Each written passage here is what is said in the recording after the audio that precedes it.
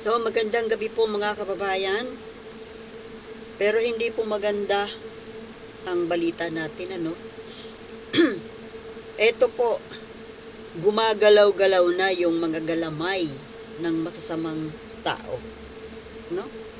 Anong ibig ko sabihin? Yun pong kampo ng kadiliman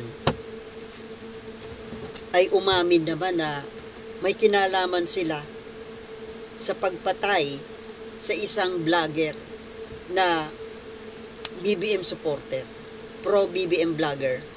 Yung si, ano bang pangalan nito? Si Amigo ng Bayan na binaril po sa loob ng passenger bus na nangyari doon sa Davao del Norte. Pero ito pong si Amigo, yung tawag pangalan, ito si Mr. Arroyo, na dati po ito, DDS po ito, supporter po ito ng mga Duterte. Pero nagbago po ang isip niya, siguro, na nagising, nakilala, nakita ang, na-analyze niya ang buti. Kaya siya po ay naging supporter na ng Marcos government. Inamin niya po ito kasi vlogger nga siya. Napanood ko yung vlog niya inamin niya na dati siyang DDS. Ipinagmamalaki niya na bumaligtad siya, na siya ay nakasuporta na sa gobyerno, sa pamahalaang PBBM. At medyo hindi po maganda yung kanyang mga sinabi tungkol dito sa mga general, mga retired generals na sumusuporta sa mga Duterte. Alam niyo, hindi ko rin talaga maintindihan kung bakit itong mga retired generals na ito, na kumbaga, dati silang tagapagtanggol ng ating bayan, edukado.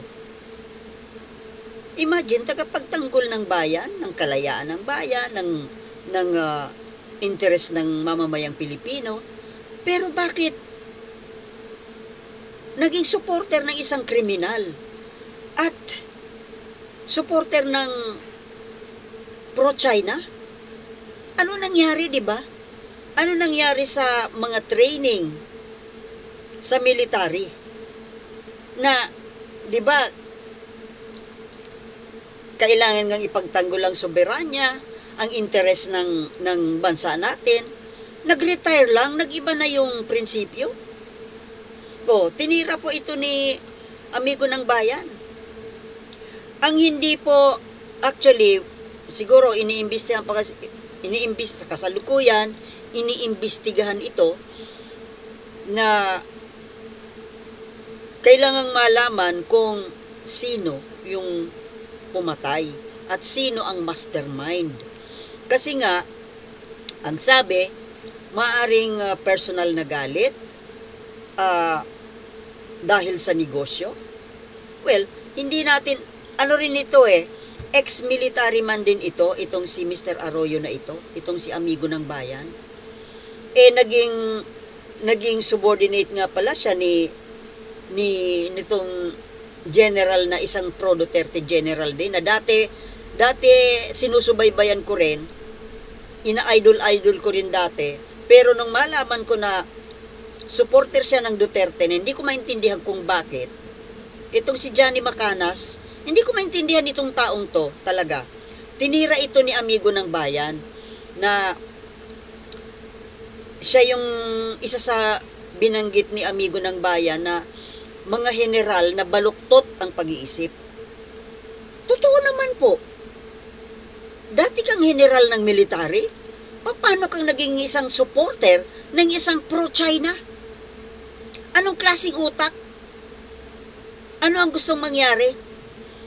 Sinusuportahan yung mga Duterte na siguro kapag nakabalik sa pwesto ang mga Duterte, ay umaasa siguro na maa-appoint sa isang government position. O di pang sarili ang interes, hindi para sa bayan. My goodness, paano naging general ang mga ito? Mga walang kwentang military ito. Kahit nasabihin pa na wala na kayo sa serbisyo, retired na kayo, hindi ko maintindihan dito sa Johnny Macanas. Mabait ito sa, ang itsura nito, itsurang mabait eh. Maamo ang mukha nito eh.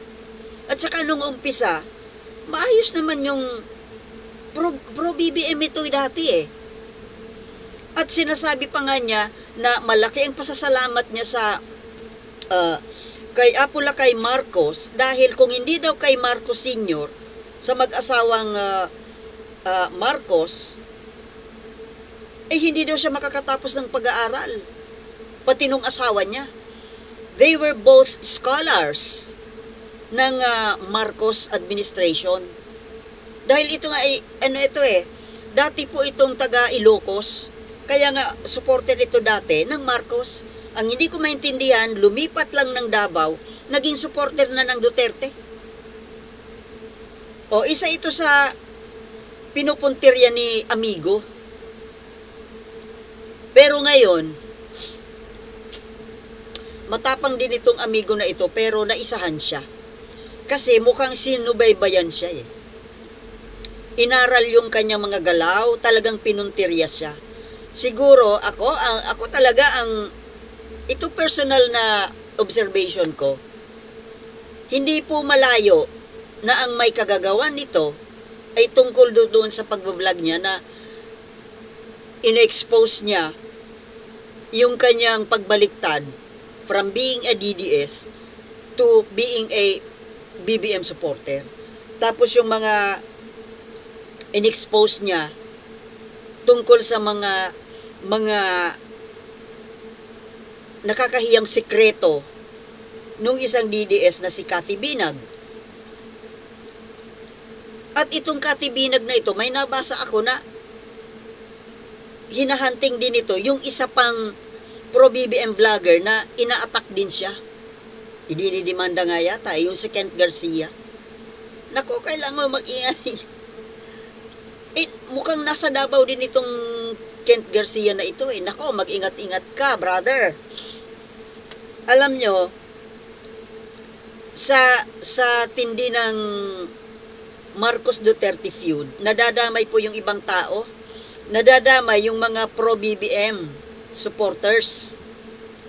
Kaya, grabe talagang sa demonyo ang kilos. Paano hindi natin masasabi na sila ang may kagagawan? Kasi may isang yung dating general, hindi naman pala sa general, hindi naman siya umabot sa pagka-general eh. Hanggang kapitan lang siya eh. Yung sa Kapitan Dado na ang yabang-yabang at kung magsalita napaka-morbid ng kanyang mga kayang gawin. Inamin niya doon sa vlog niya na sila pinagplanuhan nila yung buhay nitong si Arroyo, si Amigo ng Bayan, na isang BBM vlogger. Nabwisit siguro sila dahil tinalikuran sila. Dating DDS tapos lumipat sa pagiging pro Marcos. Tapos may sinabi pa itong Kapitan Dado na ito na tinatarget talaga nila mga BBM vloggers. Alam nyo, panawagan lang po sa mga nasa gobyerno, no? Kung yung plano po ng Quadcom na ipatawag, imbestigahan itong mga DDS vloggers na ito na mga fake news peddlers. Hindi lang fake news peddlers, kundi mga nagbabanta sa buhay ng mga supporter ng gobyerno. Lalo na itong Kapitan Dado na ito, itong General Macanas na ito. At marami pang iba. Yung Alona, itong Maharlika na ito. Ewan, alam mo ako kahit na nasa ibang bansa sila, siguro kung talagang gugustuhin ng gobyerno, magagawa ng paraan na madala yan dito sa Pilipinas para papanagutin. Hindi tama. Porque ayaw sa inyo. Kitang-kita naman ang mga interest ninyo puro mga pansarili Grabe. My goodness. Talaga mga killer kayo. Kayang-kaya ninyong pumatay ng tao. Hindi ba kayo nangingilabot sa mga pinaggagawa ninyo? Wow! Well, kumbaga sa physical, may kalyo. May kalyo na ang mga konsensya ng mga taong ito, mga kababayan. Callous. Conscience. Calloused. Siyempre nga naman, kasi mga taga-impyerno to eh. Diba, sinusuportahan nila si Sara Duterte na gusto maging pangulo ng impyerno. Inaagawan pa nga yung tatay niya eh. Yung tatay niya, isa ring nagbabalak maging pangulo ng impyerno. Mag-ama, o di magpatayan kayo, o dapat yung isa, president, yung isa, vice president ng impyerno. E paano na si Satanas? Ano nang papel niya? Inaagawan ninyo. At itong mga supporter na ito, siyempre kasama yan. Ano rin yan? Drag me to hell yan. Kasama yan siyempre sa papuntang impyerno. Saan pa man yan ibang pupunta? Lalo na itong Kapitan Dado na ito, kung magsalita, matindi. Pinagmamalaki niya yung mga kaya niyang gawin. Keso kaya niyang maghiwa ng katawan ng tao. Matino ba ito? Nasa hustong katinuan ba ang utak nitong taong to? Na magsasalita ng mga ganyan? Tapos walang takot na aaminin sa kanyang vlog na talagang pinagplanuhan nila itong buhay nitong kamamatay lang na BBM vlogger na si Amigo ng Bayan. Grabe, pinagmamalaki, walang takot. Tingnan natin. Pagdating ng oras, kasi nasa bakasyon pa po yung mga mambabatas eh. Tingnan natin pagbalik nung Quadcom. Kapag kayo'y ipinatawag na, tingnan natin kung talagang uubra pa yung mga yabang-yabang nitong, lalo na itong Kapitan Dado na ito. My goodness. Grabe ang banta. Kaya dapat po talaga hindi talaga makabalik dapat ang mga Duterte sa posisyon. Dahil may banta sila eh. May banta sila. Ewan na lang. Gagawin nilang impyerno ang Pilipinas. Lahat na makursunadahan nilang gurgurin, gagawin nila. Wala nang katatakutan yan. Sila ang hari. Hari sa impyerno. Gagawin nilang impyerno yung Pilipinas. Papayag ba kayo mga kababayan? Naku. Kaya nga po dapat itong si Sara Duterte kailangang ma-impeach ito para hindi na ito makatakbo pa sa kahit anong posisyon. At sa Mayo, sa May elections, kailangang mapalitan ang mayor dyan sa Davao City. Kailangang mawala na po sa mapa ng politika ang kahit isang Duterte. Kasi kapag magboto pa kayo dyan, kasi ang dami nilang Duterte na tumatakbo eh. Mayor, vice mayor, councilor, dalawang congressmen sa magkaibang distrito. Susuluhin lahat. Dapat walang manalo kahit isa. Kahit kapitan pa eh.